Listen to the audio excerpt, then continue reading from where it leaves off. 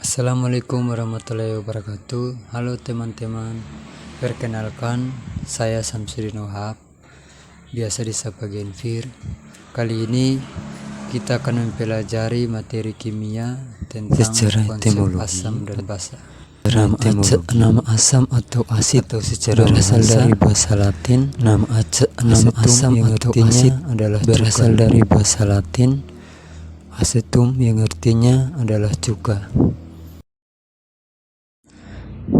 Menurut Svante Aegis Arrhenius, asam adalah zat yang jika dilarutkan dalam air akan terurai menghasilkan ion H+.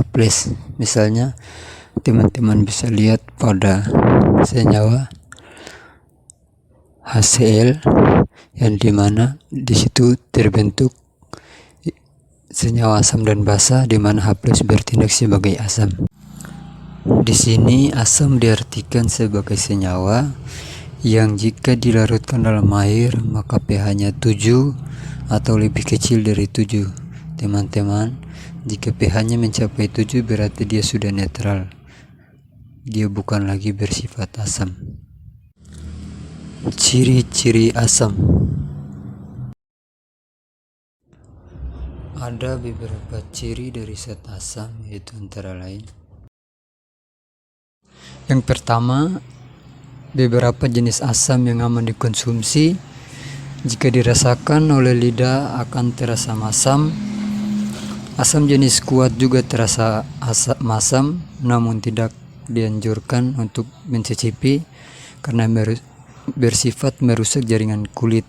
Jadi di sini jenis asam yang aman dikonsumsi itu asam bersifat lemah.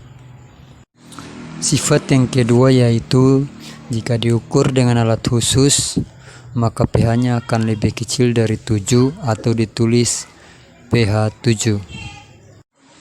Yang ketiga, jika terkena kulit akan terasa perih. Untuk asam yang bersifat kuat juga bisa merusak kayu.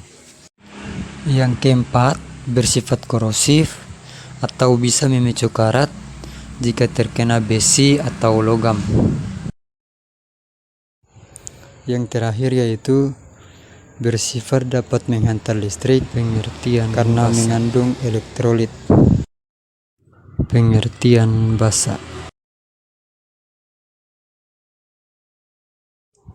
Menurut Arrhenius, basa adalah semua zat yang jika dilarutkan dalam air akan menghasilkan ion OH-. Teman-teman bisa lihat sendiri pada senyawa NaOH, di mana di sini terbentuk ikatan senyawa asam dan basa, di mana OH bertindak sebagai basa. Ciri-ciri zat yang bersifat basa. Sifat yang pertama yaitu rasanya pahit. Sifat yang kedua yaitu basa murni berbentuk kristal padat. Yang ketiga yaitu basa memiliki pH yang lebih besar daripada 7.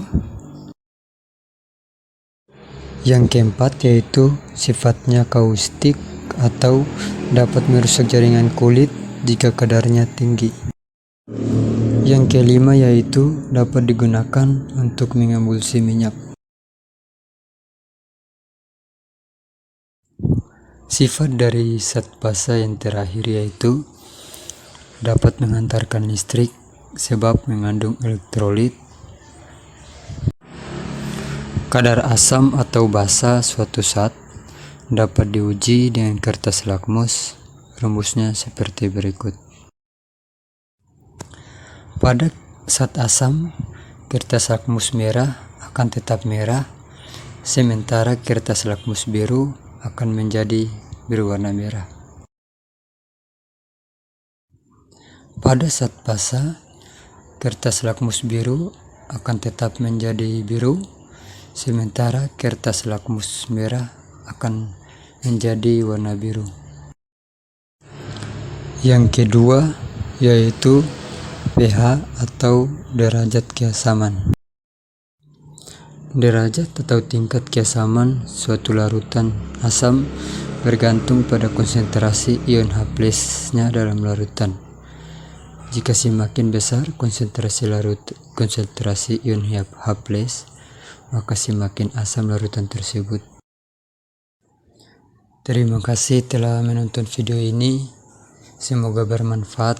Apabila ada kekurangan dalam video ini yang belum bisa memenuhi harapan teman-teman semua, sekali lagi saya mohon maaf. Assalamualaikum warahmatullahi wabarakatuh.